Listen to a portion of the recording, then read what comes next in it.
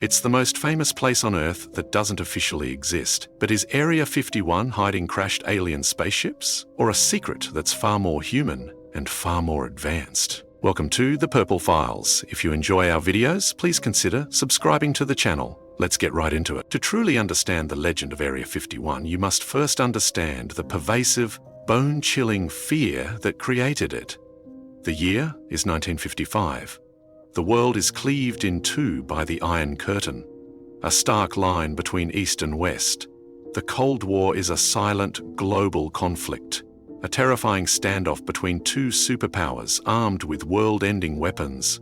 In Washington, the Central Intelligence Agency, the CIA, under the command of Director Allen Dulles, is facing a catastrophic intelligence failure. The so-called bomber gap dominated military thinking.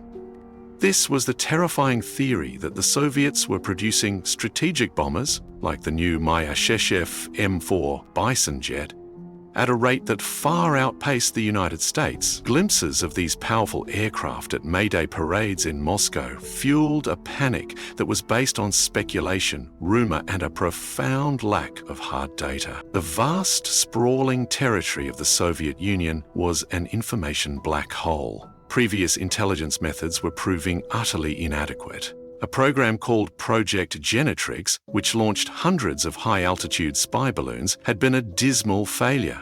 Most were lost to the harsh weather of the jet stream, were shot down, or simply drifted off course, providing little useful intelligence. The United States had no consistent, reliable way to know the true number of Soviet bombers, the location of their missile sites, or the progress of their nuclear program. President Dwight D. Eisenhower, deeply wary of this intelligence vacuum, had even proposed a policy of open skies, which would have allowed mutual aerial surveillance flights over both nations. But the offer was flatly rejected by the boisterous Soviet premier, Nikita Khrushchev, who saw it as little more than an American espionage plot.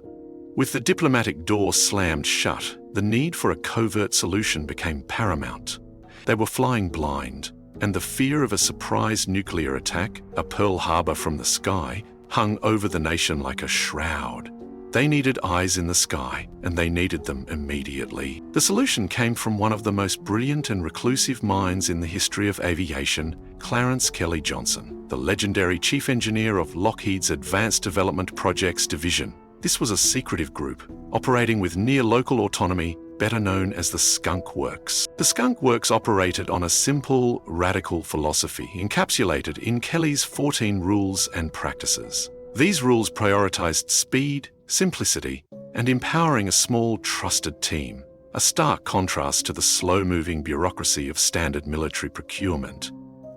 Johnson proposed a truly radical aircraft, a machine that was more of a long-winged glider with a powerful jet engine, designed to fly at an astonishing 70,000 feet.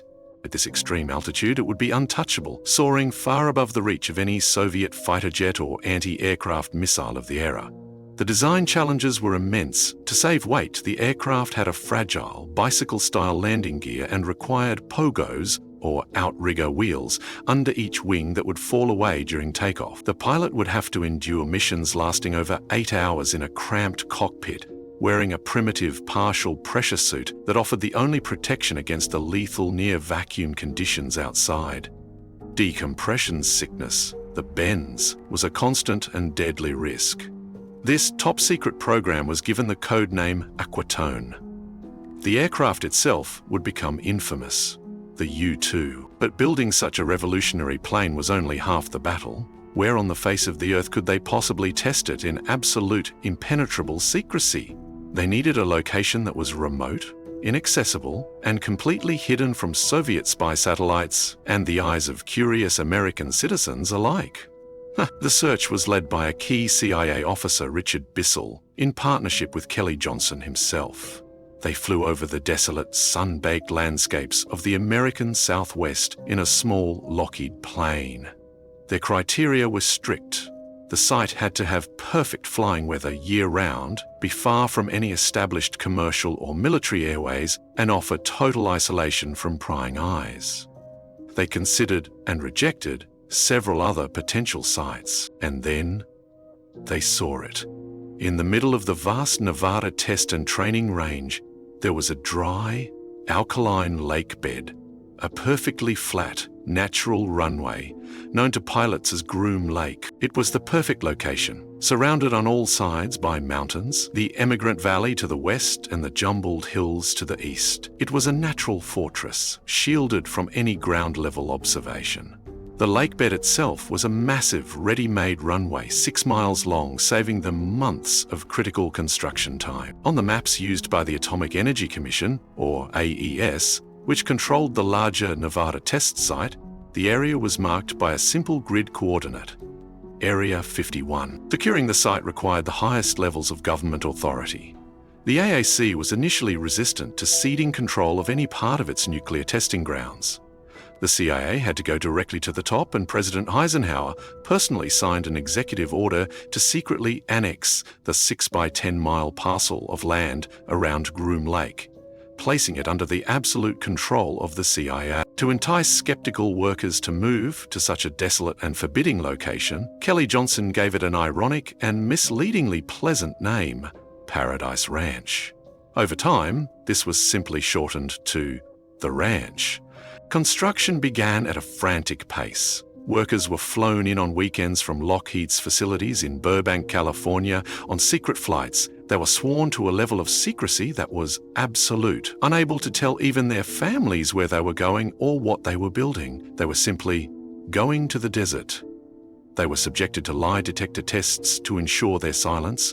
The initial base was Spartan. They built 3 rudimentary hangars, a single 5,000-foot asphalt runway on the edge of the lakebed, a makeshift control tower, a mess hall, and a collection of trailers for sleeping.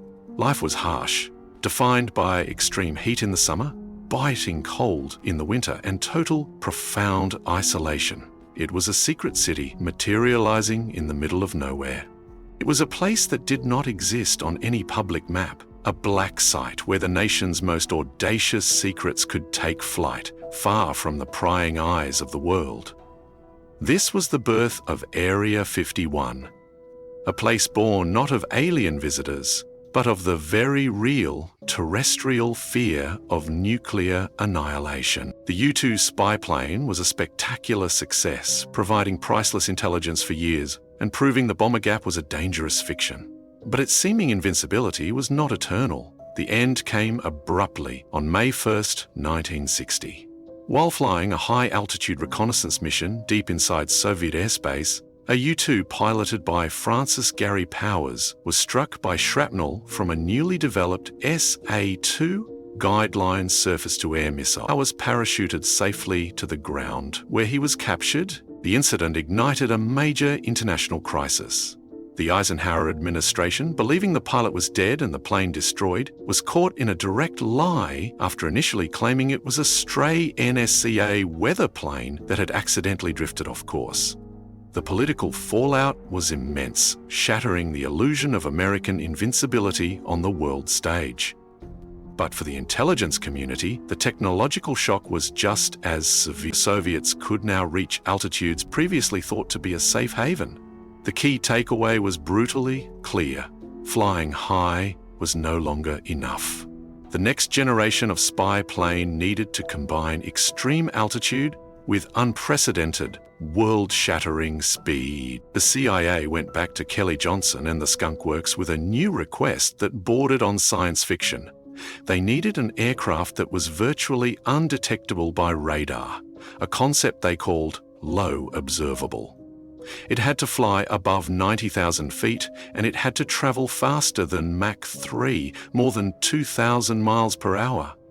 This was pure fantasy in 1960. The project was given the deliberately mundane codename Oxcart, a classic CIA practice of using uninteresting names to deflect any and all suspicion. The design challenges were staggering. At Mach 3, the friction from the air would heat the aircraft's skin to over 500 degrees Fahrenheit, hot enough to melt a conventional aluminium airframe.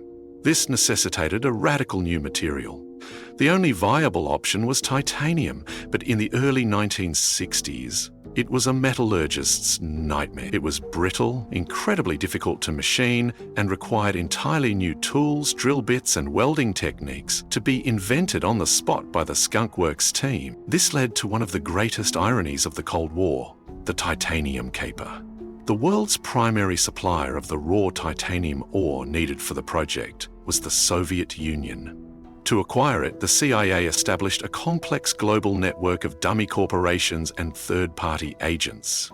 These front companies purchased the ore from the USAR and had it shipped to various points around the world, eventually making its way to America for processing. The Soviets had absolutely no idea they were selling the critical raw material for America's most advanced and secret spy plane. The resulting aircraft, the A-12, was a machine from the future. Its revolutionary design featured sharp shines, which were blended, knife-like edges running down the sides of the fuselage. These served a dual purpose. They provided immense lift and also scattered incoming radar waves, making the aircraft incredibly stealthy for its time. The design was further enhanced by twin, canted vertical tails that helped to mask the hot engine exhaust from radar detection. The engines themselves were a marvel. The Pratt & Whitney J58 was a hybrid turbo ramjet. At lower speeds, it functioned as a traditional turbojet, but as the plane accelerated past Mach 2, massive internal ducts would open, bypassing the compressor stages and feeding air directly into the afterburner. This transformed the engine into a powerful and efficient ramjet, allowing it to breathe the thin air at the edge of space and propel the craft to its astonishing top speed. This all required a special fuel, designated JP7, which had such a high flash point that it wouldn't vaporize or explode from the intense heat. In fact, it was used as a hydraulic fluid and circulated throughout the airframe as a coolant before it was finally injected into the engines and burned. This was technology that was 30 to 40 years ahead of its time, and Area 51 was its nest. Throughout the 1960s, the skies over the Nevada desert became the exclusive playground for these blackbirds. And this is the absolute, undeniable origin of Area 51's deep connection to unidentified flying objects. You have to put yourself in the shoes of a commercial airline pilot in 1965, flying at dusk. You are flying your Boeing 707 at a routine altitude of 35,000 feet. Suddenly, your air traffic controller radios in, their voice tinged with confusion, asking if you see any other traffic high above you. You look up and you see it. It is not a plane, not as you know it. It is a shape, a black, otherworldly form, moving at a speed that seems impossible, crossing the entire sky in just a few minutes.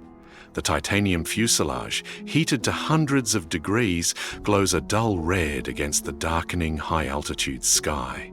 You report what you saw, an unidentified flying object, and you are telling the absolute truth. When Air Traffic Control would report these sightings to the Air Force's Project Blue Book, the investigators, who were not cleared for the OCART program, would cross-section the sighting with known flight plans. Since the A-12's flights were not on any official record, they would genuinely find no explanation and log it as unidentified.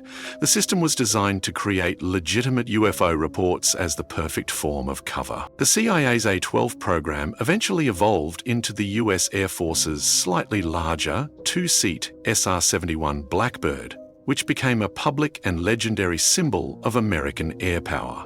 But as the Blackbird's existence became known, the secret work at Area 51 was already moving on to the next great leap: stealth. Based on obscure principles outlined in a paper by a Soviet physicist named Pyotr Ufintsev, the Skunk Works developed a prototype called Have Blue. It was a bizarre, faceted aircraft composed entirely of flat planes, designed by a computer program to deflect 99% of radar waves away from the emitter, like a shattered mirror. Test pilots, convinced its radical shape would make it impossible to fly, grimly nicknamed it the Hopeless Diamond. After two of the prototypes were successfully tested and ultimately crashed within the secure confines of the Area 51 range, the lessons learned led directly to the contract for the F-117 Nighthawk stealth fighter. Area 51's role was now cemented for the rest of the century. It was the cradle of America's most secret and futuristic aviation technology, a factory for creating real-life UFOs. For decades, the mystery of Area 51 was a niche obsession, a name whispered among aviation buffs and dedicated UFO researchers. It was a place of rumor and speculation, a black hole of information on the Nevada map, but it lacked a central, compelling story. It was a mystery without a plot. That all changed in May of 1989, when the myth found its narrator. The story broke on KLS-TV, a local Las Vegas news station, thanks to a journalist named George Knapp. Knapp was not just a typical newsman. He had a known and established interest in paranormal subjects and the UFO phenomenon, which made him the perfect, receptive conduit for a source with an incredible story to tell. He was approached by a man who initially appeared on camera in silhouette, using the pseudonym Dennis to protect his identity, a move that created immediate television drama and intrigue. This man, whose real name was soon revealed to be Bob Lazar, stated his motivation for coming forward was simple: fear. He claimed his life had been threatened and his security clearance revoked after he made the mistake of bringing friends to the desert to watch a secret test flight. He believed that going public, that telling the world what he knew, was his only form of life insurance. Lazar claimed he was a physicist who had previously worked at the Los Alamos National Laboratory and was hired to work at a top-secret facility located miles south of the main Groom Lake complex. This ultra-secure installation, he said, was called S4, and it was nestled at the base of the Papoose mountain range, with its 9 hangars built directly into the mountainside, perfectly camouflaged to look like the surrounding desert terrain. His job, he claimed, was nothing less than to help reverse engineer the propulsion systems of captured extraterrestrial spacecraft. Lazar didn't speak in vague terms of lights in the sky. He provided meticulous, technical-sounding details that captivated the public. He described seeing 9 different flying discs stored in the S4 hangars. While he glimpsed several different models, his primary work focused on one craft in particular, which he nicknamed the Sport model for its sleek, classic saucer design, measuring roughly 30 to 40 feet in diameter. He described the interior of this craft in vivid detail. He emphasized its seamless, molded construction with no visible joints, rivets, or welds, as if the entire structure had been formed from a single piece of material.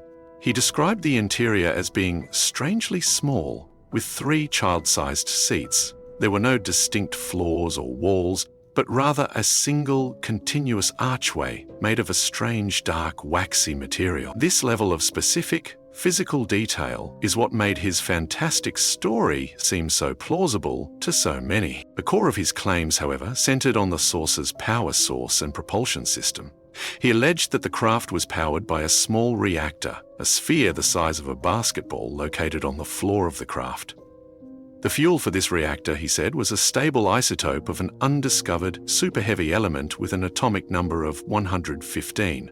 He claimed the US government was in possession of 500 pounds of this miraculous substance. The process, as Lazar described it, was that this element 115 would be bombarded with protons, initiating a reaction that produced antimatter and, in turn, generated gravity waves.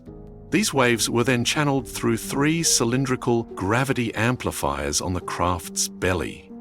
By aiming and focusing these amplifiers, the craft could allegedly create its own localized gravitational field, allowing it to lift off silently, perform impossible right-angle turns, and defy conventional physics. He even described 2 modes of travel. Omicron mode was for flying within a planet's atmosphere using the 3 amplifiers to maneuver. But for interstellar travel, the craft would engage Delta mode. It would tilt onto its side, focus all 3 gravity amplifiers to a single point in the distance, and generate such an intense gravitational distortion that it would effectively warp space-time, allowing it to cross vast cosmic distances almost instantly. The story was a bombshell, but it immediately came under intense scrutiny.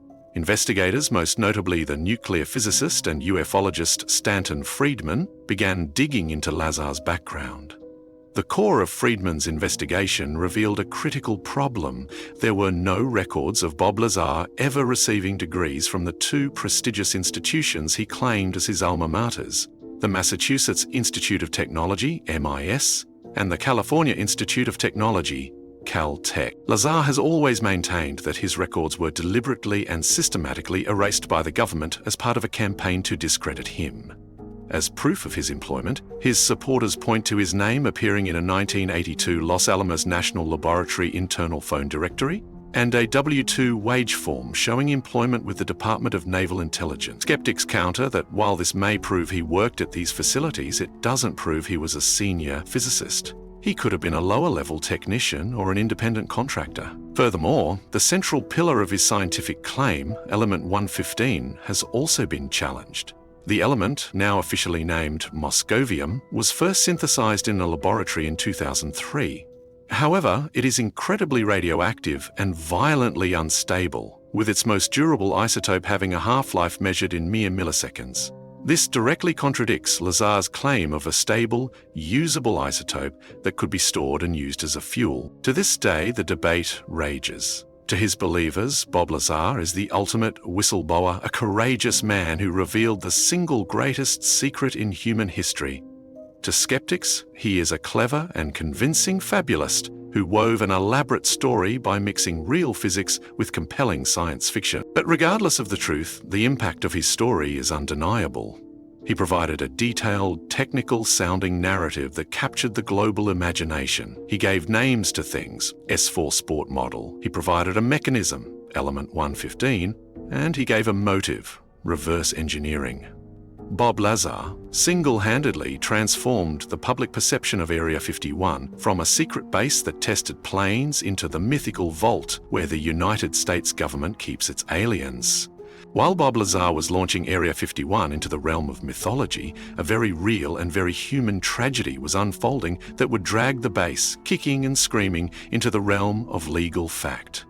This story has nothing to do with aliens or flying saucers, but everything to do with the grim, real-world consequences of absolute, unchecked secrecy. Unlike the tales of extraterrestrial technology, this chapter of the base's history is verifiable through court documents, journalistic investigation, and the painful testimony of the men who were there.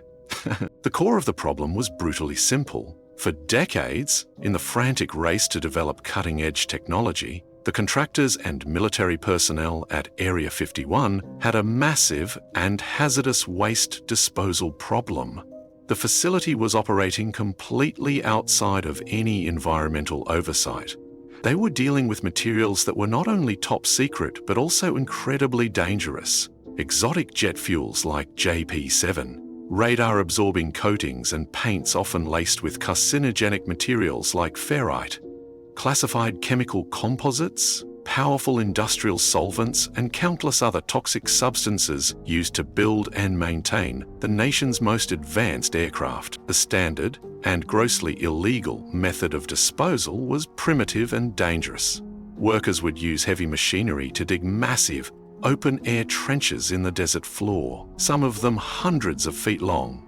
Into these pits, they would dump everything that needed to be destroyed and hidden from view. 55-gallon drums of toxic sludge, leftover classified aircraft parts, entire chunks of stealth prototypes, office furniture, and anything else they couldn't risk leaving for Soviet satellites to see.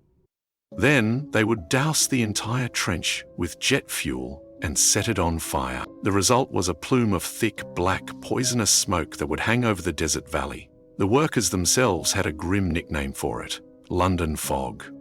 For years, the men who worked at the base were breathing in this toxic cocktail day after day, often without proper protective gear, assured by their superiors that it was harmless. Many of them began to develop severe respiratory illnesses, painful skin diseases like chloracne, and a host of rare aggressive cancers. To humanize the tragedy, one needs only to look at the case of Robert Frost, a sheet metal worker at the base. He died a horrible death, and a subsequent autopsy revealed that his tissues were filled with a shocking array of industrial chemicals and heavy metals. substances directly linked to the materials used in stealth coatings and jet fuel. Another worker, Walter Kazza, also perished from similar exposure. They, along with numerous other John Doe plaintiffs who were still alive but suffering terribly, decided they had to fight back. In 1994, they did, led by a determined George Washington University law professor named Jonathan Turley. They filed a lawsuit against the government. This lawsuit created a fascinating and unprecedented legal paradox. How can you sue a place that, according to the government, does not officially exist? The government's official position for 40 years had been that it could neither confirm nor deny the existence of any facility at Groom Lake. This put the government in a perfect catch-22. To defend themselves in court against the claim of illegal dumping, they would have to reveal precisely what was being burned in those pits. This would mean revealing the classified chemical formulas and secret materials used in the U-2, A-12 and, most critically, the F-117 Nighthawk programs. These were secrets they were determined to protect at any cost. Instead of arguing the facts of the case, the government invoked a legal sledgehammer, the state secrets privilege. This is a powerful and rarely used legal tool that allows the government to refuse to produce evidence in a court case if its disclosure would cause grave harm to national security.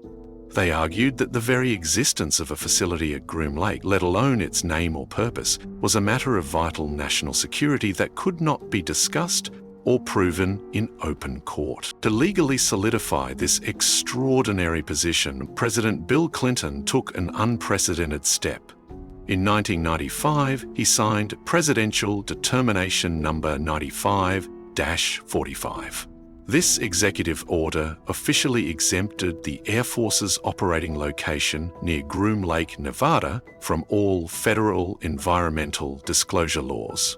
It was a landmark moment. For the very first time, the United States government had put the base's location in an official, albeit still classified, public record. The lawsuit was ultimately dismissed by the courts on national security grounds. The workers and their families received no justice, no compensation, and no official acknowledgement of their suffering.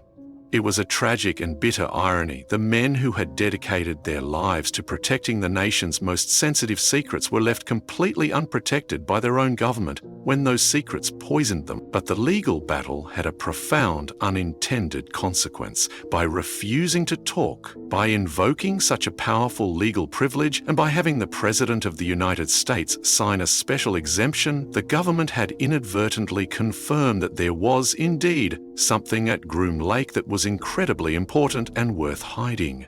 The lawsuit legitimized the base's secrecy, adding a thick layer of factual legal reality to its growing and mysterious reputation. It proved, in a court of law, that the secret was very, very real. For nearly 60 years, Area 51 operated in a state of official non-existence.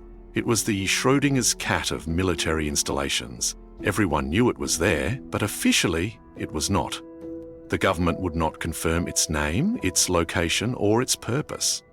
Any and all questions from journalists, researchers, or the public were met with a stone wall of silence, a no comment that echoed for decades. The base existed only in rumor, in grainy, long-distance photographs, and in the classified minds of the people who worked there. But in 2013, that wall finally developed a significant crack. The change came not from a leak or a whistleblower, but from the slow, grinding gears of government bureaucracy itself. Through a Freedom of Information Act, or FOIA request, the CIA was finally forced to release a declassified history of the U-2 and OCART programs. The document was titled Central Intelligence Agency and Overhead Reconnaissance, the U-2 and OCSARD programs, 1954-41974. The man behind the request was a persistent researcher at the National Security Archive at George Washington University named Jeffrey Richelson.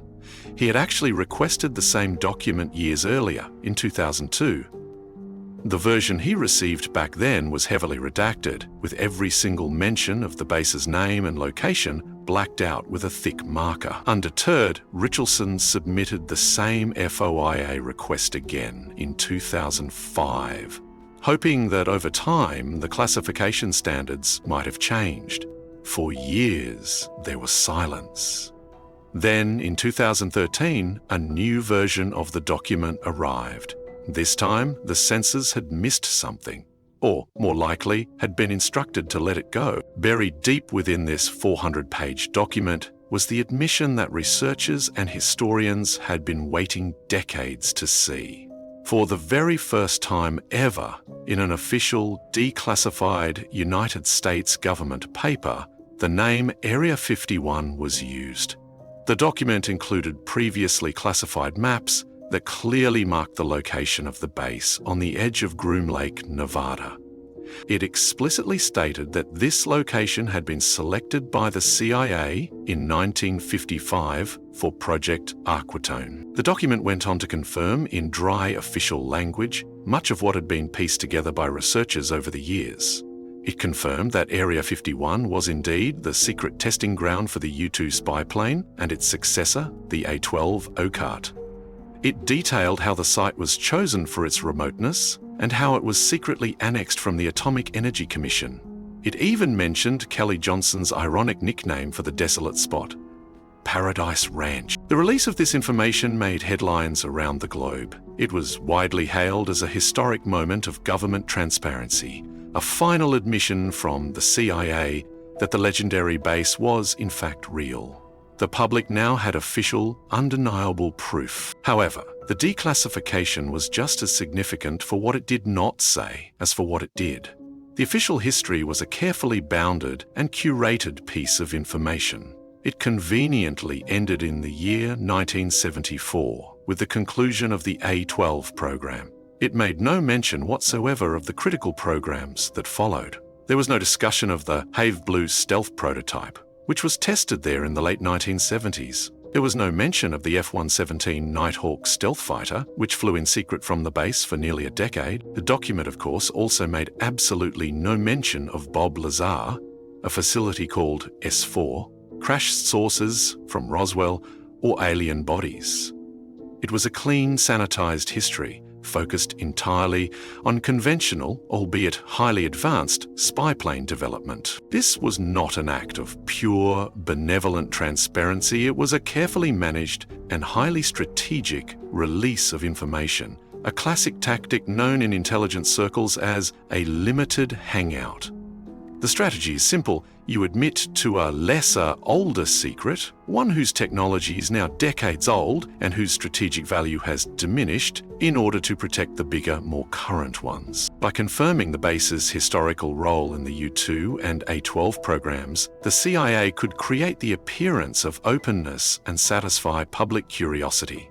They could finally answer the question, is Area 51 real? With a yes, while immediately pivoting to a narrative that confined its purpose to the distant past. This move effectively drew a line, suggesting that the great mystery had been solved, and that there was nothing more to see. The declassification did little to quell the conspiracy theories. In fact, for many in the UFO community and among government skeptics, the CIA's carefully curated version of the truth only reinforced their belief that the real, most important secrets of Area 51 were still being hidden. The admission was seen not as an end to the story, but as a confirmation that there was a story worth hiding in the first place. The government had finally admitted there was a secret house in the desert. It just wasn't telling you what was in the basement. By the 21st century, Area 51 had completed a remarkable and unprecedented transformation.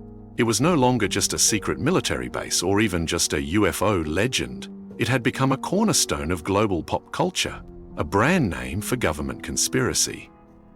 The process had been gradual, building for decades, but it reached its zenith in a way that no one, least of all the Pentagon, could have ever predicted. The seeds were planted in television and film. Shows like The X-Files frequently reference the base as a key location in its overarching mythology of alien colonization. But the true catalyst was the 1996 blockbuster film Independence Day. In the movie's plot, the captured alien ship from the 1947 Roswell crash, along with its surviving alien occupants, is revealed to be housed in a massive underground laboratory at Area 51. The film definitively cemented this specific idea in the minds of millions of people worldwide. The base was no longer just a place for testing secret planes. It was now popularly imagined as the high-tech prison and laboratory for captured extraterrestrials. This image became a powerful and enduring cultural shorthand. The name Area 51 appeared in countless other books, television shows, and video games like Duke Nukem and Tomb Raider, almost always serving the same narrative function: the place where the ultimate secrets are kept. It became a brand, a powerful synonym for government cover-ups, instantly recognizable from Las Vegas to London to Tokyo. But the ultimate, most absurd expression of this cultural saturation was yet to come. In June of 2019, a California college student and video game enthusiast named Matty Roberts was browsing Facebook. As a joke, he created a public event page with a title that was both ludicrous and strangely compelling: Storm Area 51. They can't stop all of us. The plan, as outlined on the page, was simple and brilliantly absurd. On September 20th, 2019, everyone would meet up at the Area 51 Tourist Attraction Center and then coordinate a mass rush on the gates of the actual base. The event's description was filled with internet-unique humor and references to video game and anime culture.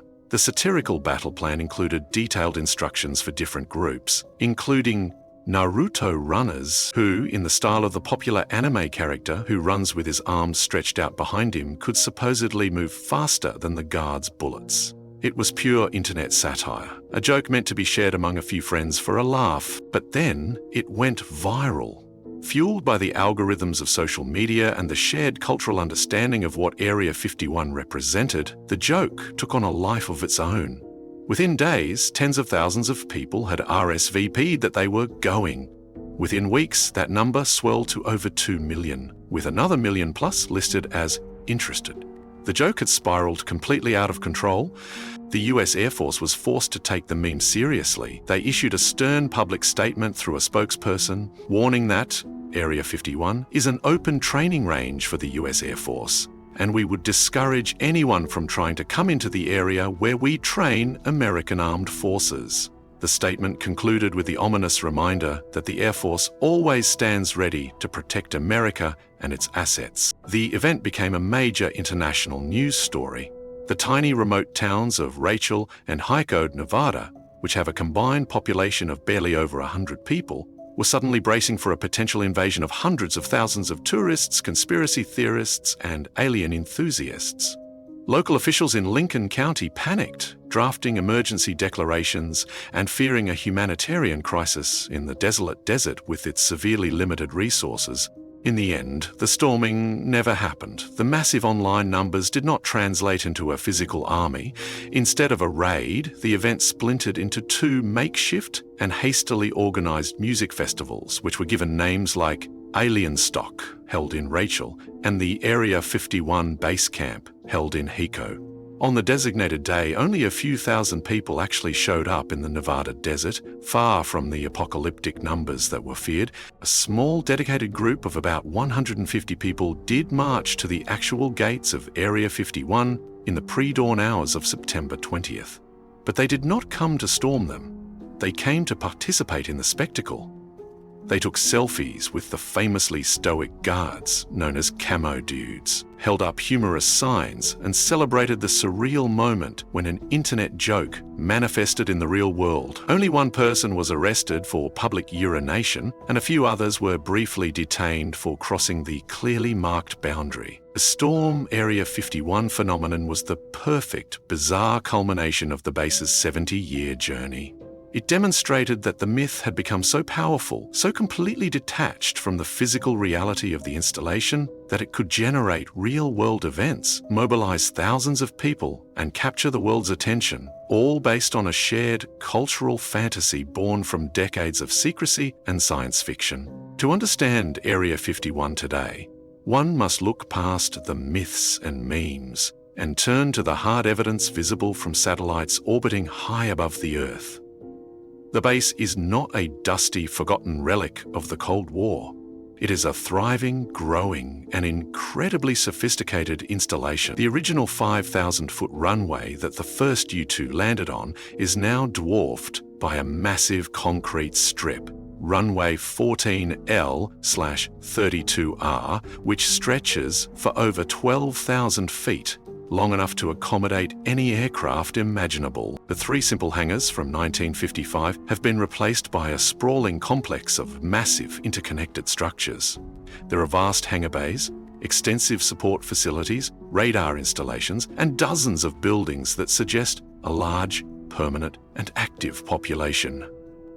This is not a museum, it is a modern, high-tech fortress dedicated to creating the future of warfare.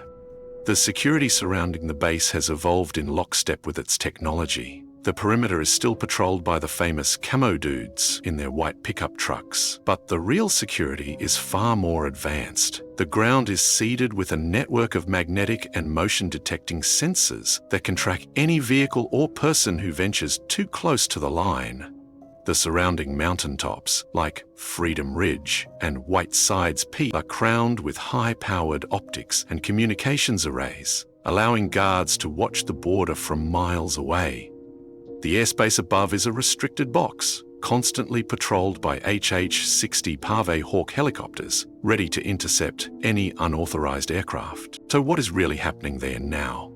While the specific projects remain some of the nation's most closely guarded secrets, the logical trajectory of military technology provides a clear picture.